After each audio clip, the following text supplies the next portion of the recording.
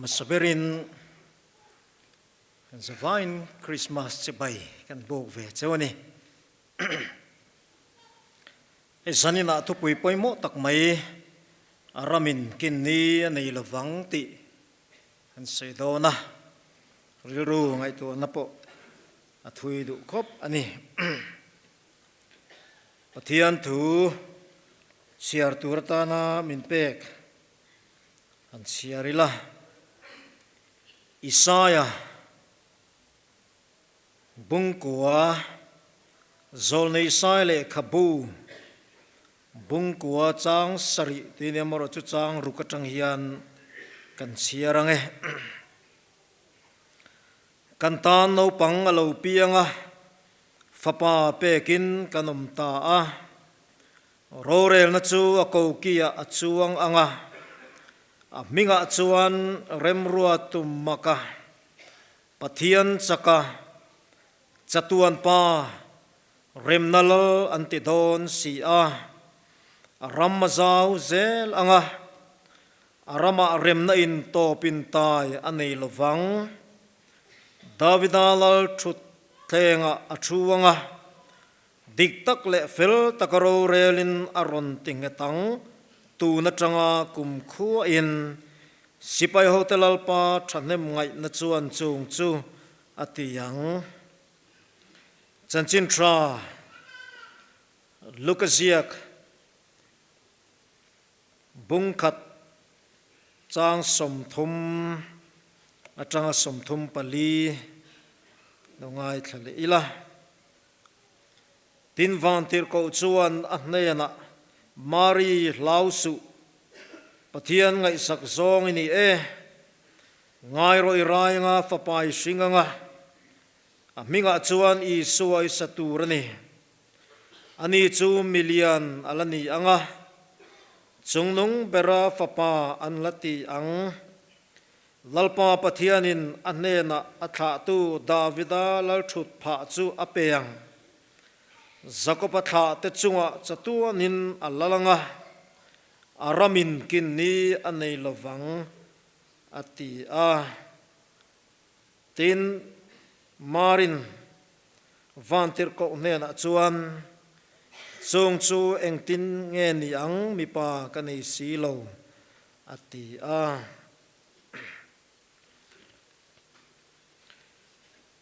mun khadanga mian siar bel kan du'a chanchin tra zohana ziak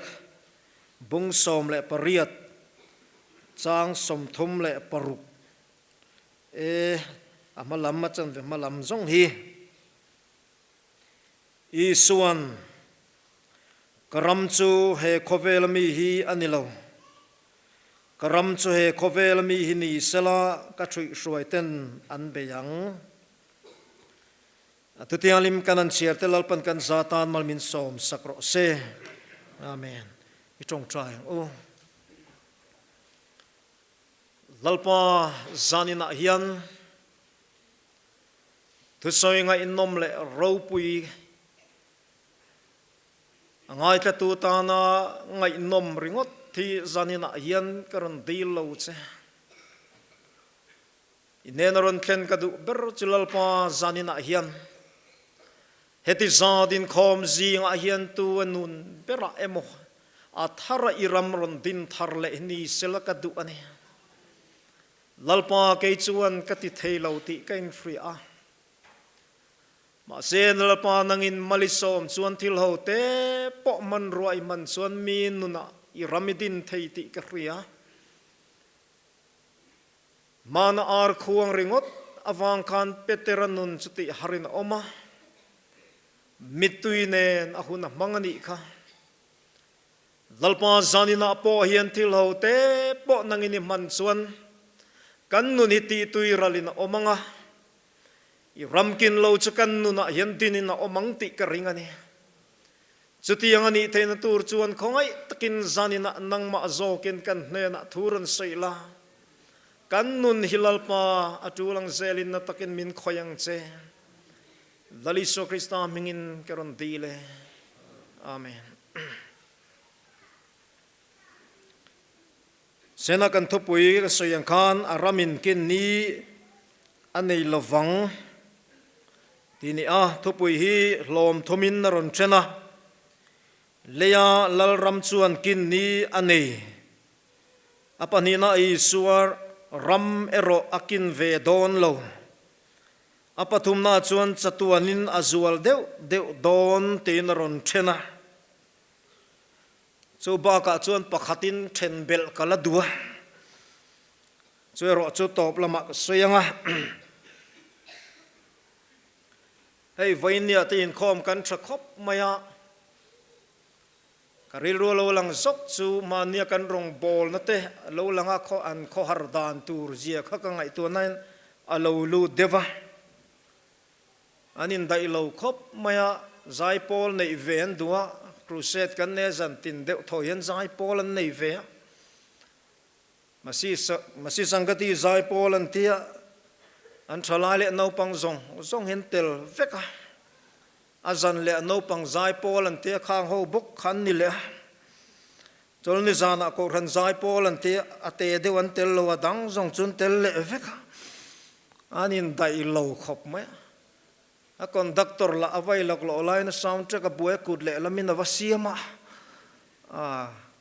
kanin dai lo le in ke khia ei ni ro chu hei kan hoi vela kan in khom po kan tha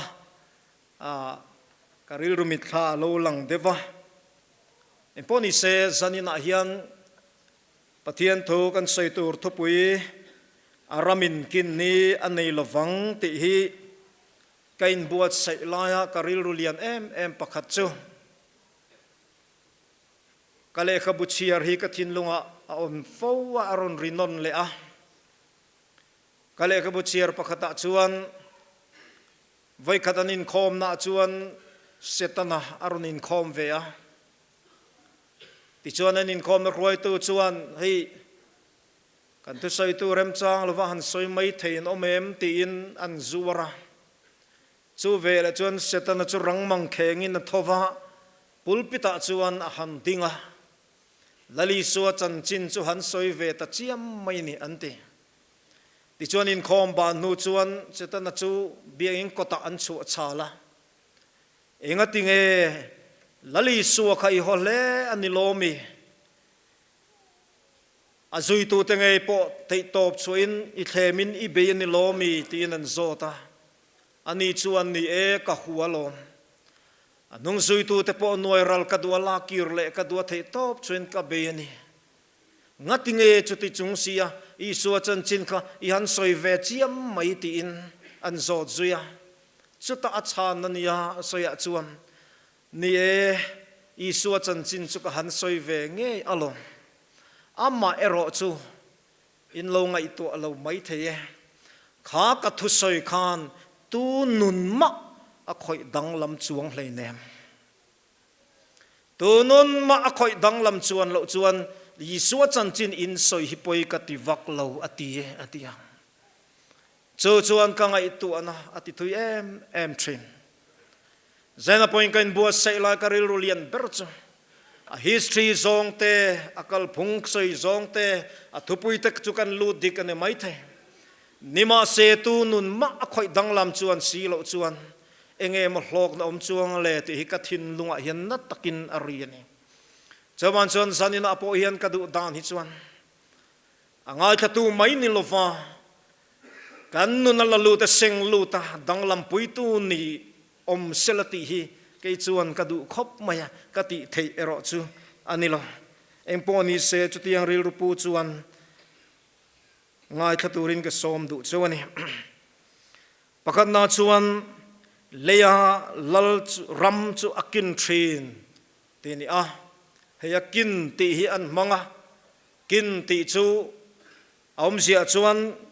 kan hret vek en karinga atop hanti na te azo hanti na te aral athi hanti na te po ani anga chung zong chu he akin ti hian akok tel vek ani ti chuan khovel lal ram lal ro pui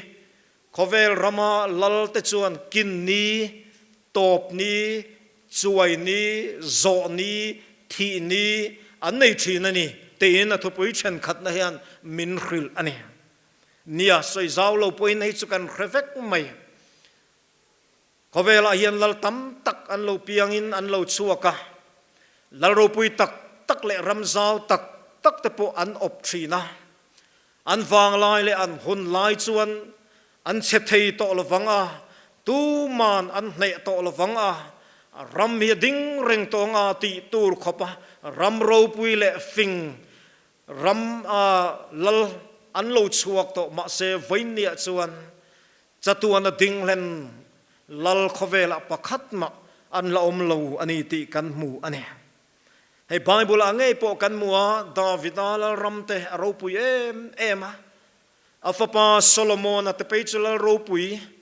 ale pekle hun lai chung zong patu ma tluk anom to lawang ti tur khopa ro pui ani a hau sak zia te chu kan fria rang ka chak te nga ema arang ka chak nga lutu ka wangin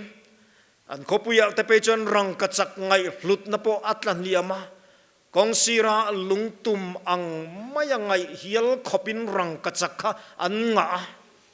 no zong po rang ka chak novanitin min fril ani engti kumwe karatalo kolasiba rumbol na kan itumin kan counselor pakhatin fiam thuin ti hian atia vai ka chu van tirko van ram ko thera hian van tirko tlang au pakhatiron ava atia ti hian tlang au churon ava tunge he ta rang ka chak lutiat bol hlo pai atia rang ka chak bol hlo ni thei khamak ka te khop mai ma sen tual lai po rang ka chak tual ania wangin bol hlo alo chang thei ani ti te kha ka ngai tu na chun alo langa chuti khopa lal ro pui solomon ani khat ei ringot po hi bible in min thil dan chuan aturu le maya bong pathau som bong pa kami som ni beram za sakhi sangai sakhi pa ar chom thau atam khop mai ani khata antal ral ringot po kha hau tak takane ke ni christmas bong pa ni khat vok pali panga kanan talve po kan buai leka kat budget ringot po kan buai na sa kanin break ti kem de ro kanin tia solomon chuan ni khat la ringot po hi apui khop mai ni chuti khopalal ro pui afing ema ro rel thiam bok nima se chung po chu vainia chuan alal na ram chu akin to alal na ram chu top to thon thu soin kan soya vainia chuan aral to ani chu mai ni lovin bible pi alama kan khovela po chu tila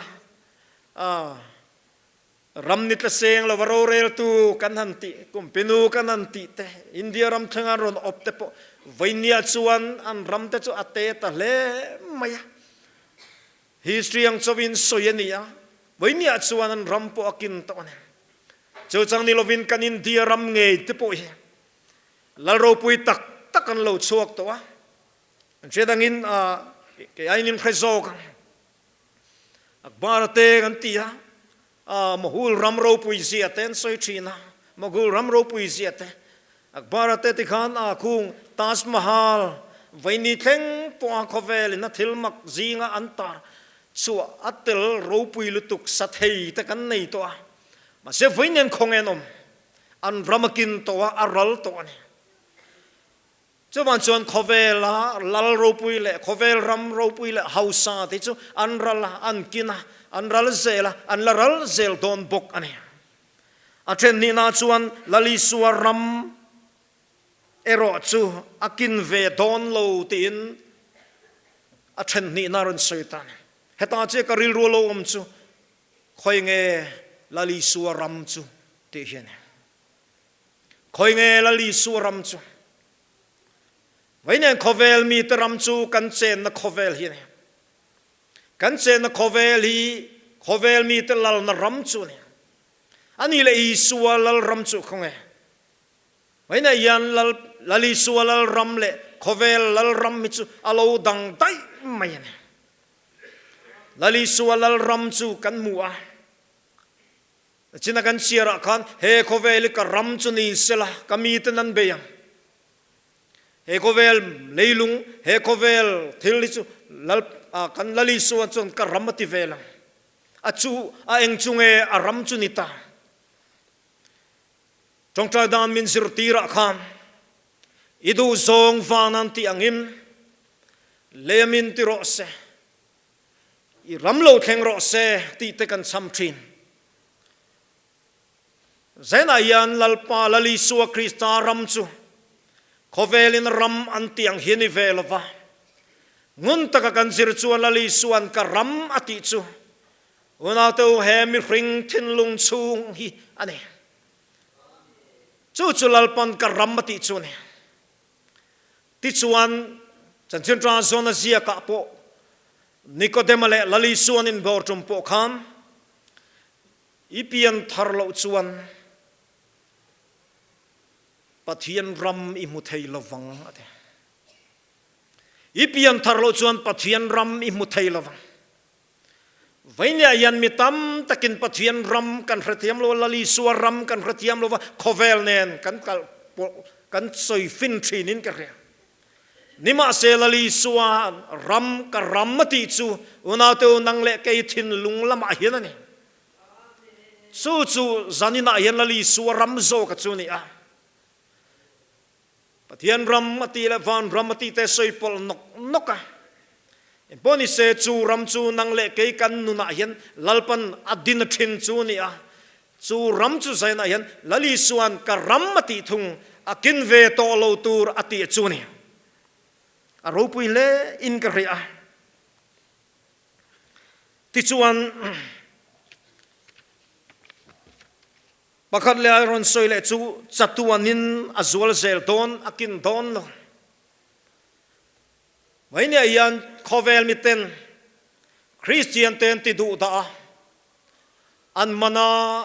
an soi sa an ti luma chuan ti lum chuan pathian rampo zowa rala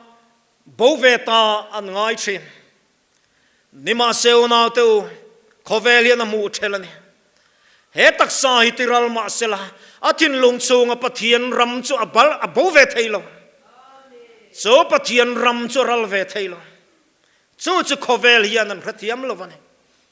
jawan chon sarkharo pui tak ten khovela pathian ram an mu thiam chuti ralan tuma nasatakinan beya nasatakinan dova nasatakinan beithim nima sela an be nasat po le pathian ram chumi te thin lunga apung tolamati mai turani a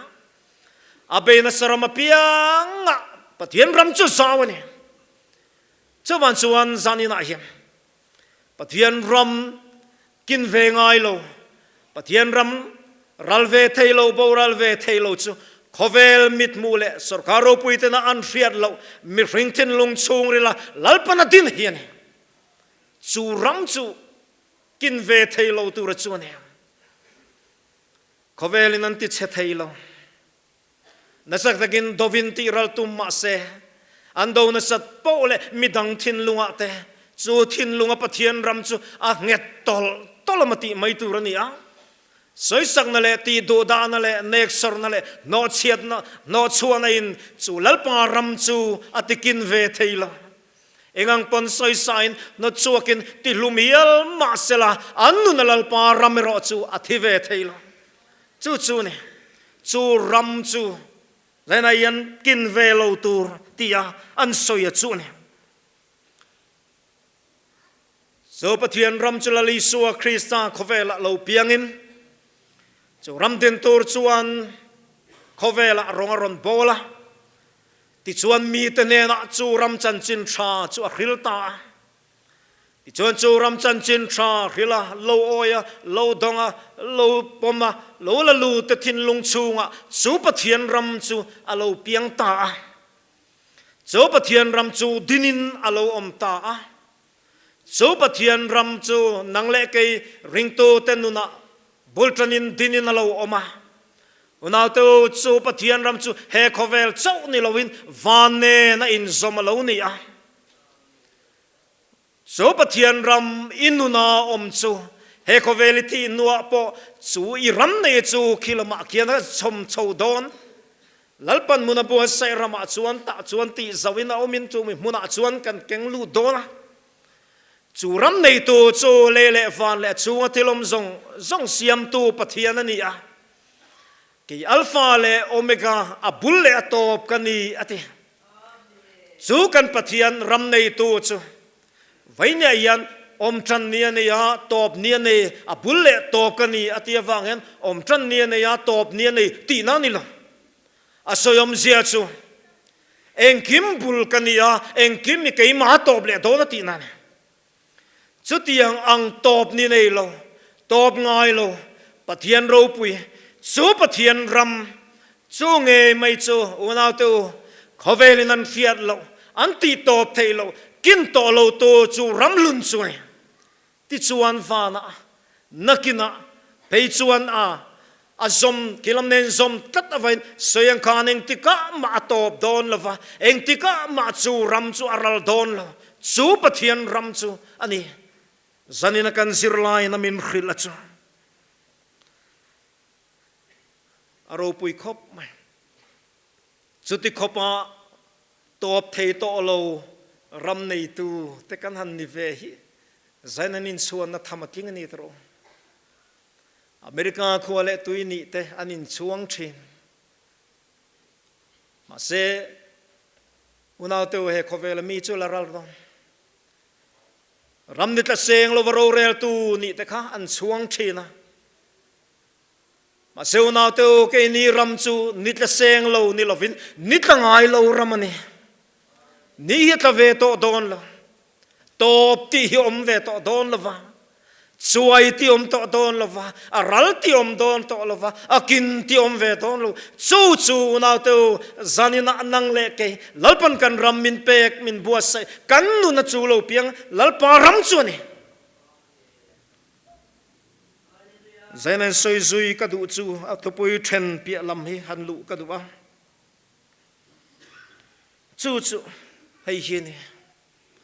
chu pathian ram chu inuna khan alo theng ve to em te hi zena hian ka soi du achu ni athu chu rialom khovel ram chu ni ekin alom vainiang alali suwa krista lo piang lo min khovel chu kan buai lo amma ero chu khovel alom tu thin lunga hian chu pathian ram chu thlengem te hi zena hian ka zo du cheu ne inuna khan lalpa ram chulo thleng ve to em so pathian ram chu una to kan nuna dina omalo thlen chuan chu minun chu adang lam thin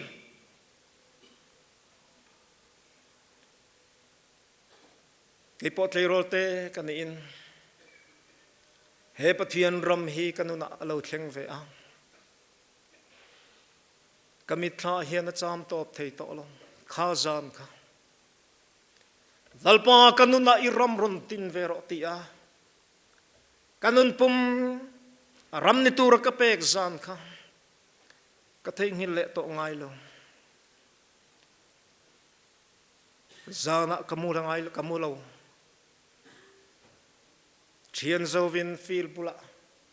classic line ni a puan lum kan sina la kan sa a tua la kan lam kuala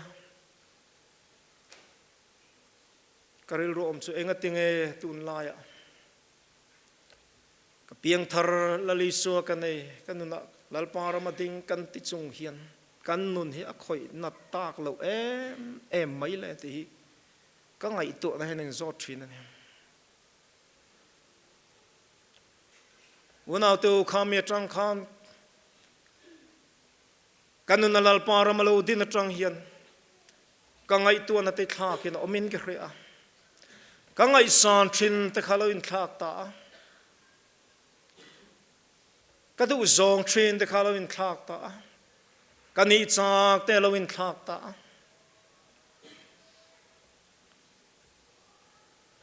unau tu zanina hian kha nun pathian ram nun kha in nuna athengin in nuna hian dinina omve to em ti hi ka zot du che pathian ram khen na chuan buaina thleng thin khovela lali suan pathian ram din turin alo pian za na train buaina lo thlenga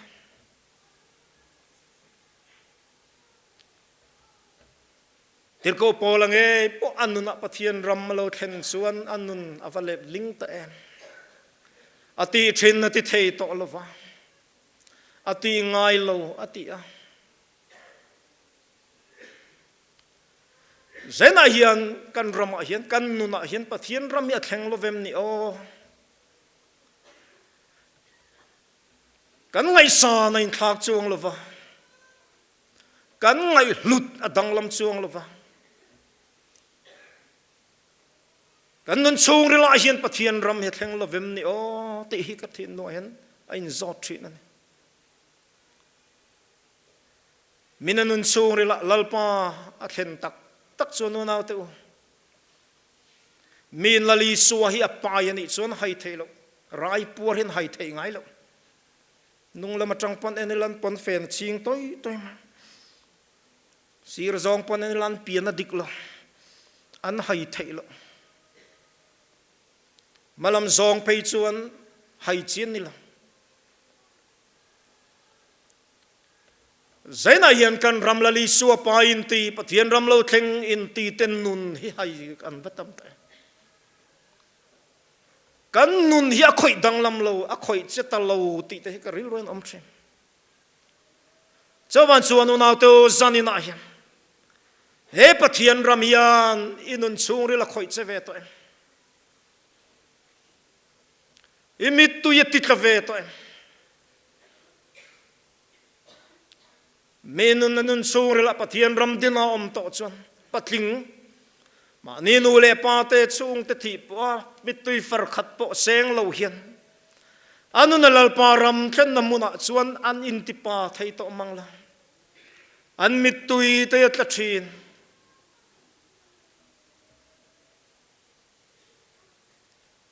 kangai to na om pakhat chu pathian ram thleng tur chon lali suan en hen kanin nei angai ni in ngai zon ringot thi ala ni long in mel du ringot thi ni long tha in ti ton ringot ani long midang zong kal san in nei nei kan khen lo chuan unaw teu ala tok lo Christian chung ku atanga kalo pian awanga Christian kan i ringot thi ala tok lo lali suwa chan chin ka rele ka zir thin ringot thi ala tok lo zena na ma ne ni nei nei nei am ti hi ka zo du sa chu i thengang u chumini lo chuan Christmas voi tam mang ma ila kum bichir nan bak i mang chuang lo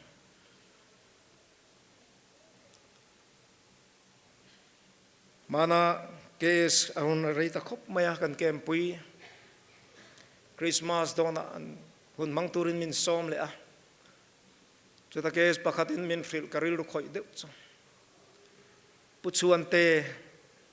Christmas kaman voi khatna atia kum som thum vel ani to a Christmas kaman voi khatna atia kangai tu na ti thui khop mai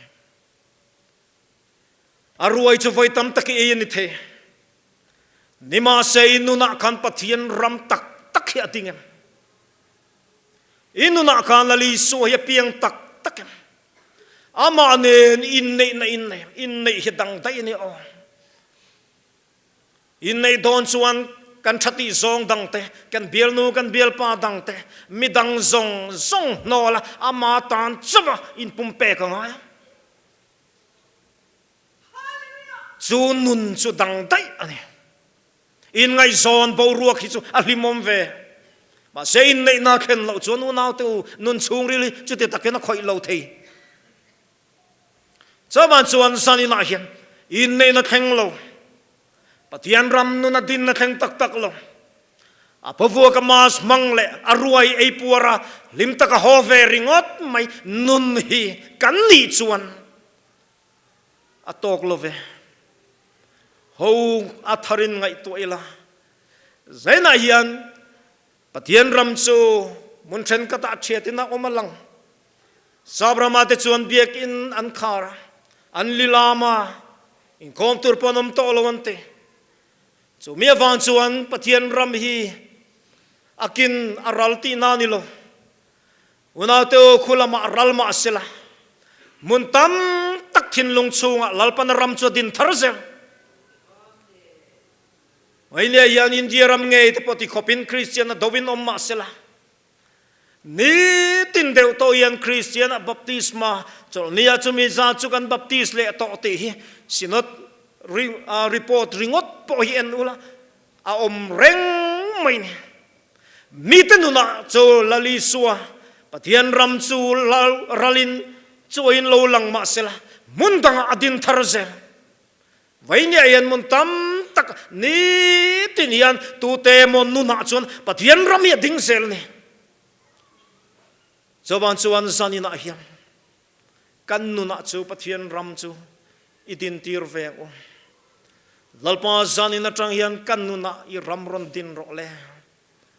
Pathian ram ti chu at alal na ram adu zong anga rorel na ram athu na mun na ni inuna kan lalpan rorel tila lalpa thu ber na ram inuna kan din vero lalpa in angeni thunai na ram adu zong anga inun a control te na tura a ram chu ithin lunga khan a lalchu teng a hun phalvero chu nun atang chan nun hi alo danglam thin chowan chuan na to zanina hiam chu Pathian ram kin velo kanti nuwa a ram la zaw zel turle kanti nuwa po chu Pathian ram kan nu na chetelo om ve chu ki muna khian la omanga akin to don lo aralom ve to lo achuai om ve to lo top ni om ve to lo nen kan lein sui zam don ani chu ram chu na to zanin a hian chu ram kin ve lo tur ral ve lo tur chu inuna khan a om ve to em ti hi ka zo du chu ni kan ram kan nuna ke ma ania lalpa ram zena hian idin tharang o kanena lalpa kathin lung chung rila mundang changkang le mun then kata chetin nom ma se lalpa kanuna hiani ram ron din tharro chuai ve ngai lo tu ral ve ngai lo tur thi ve lo tu ram churon din ro itiang ong lalpa na tu kan se de kan zatan mal min som sakro se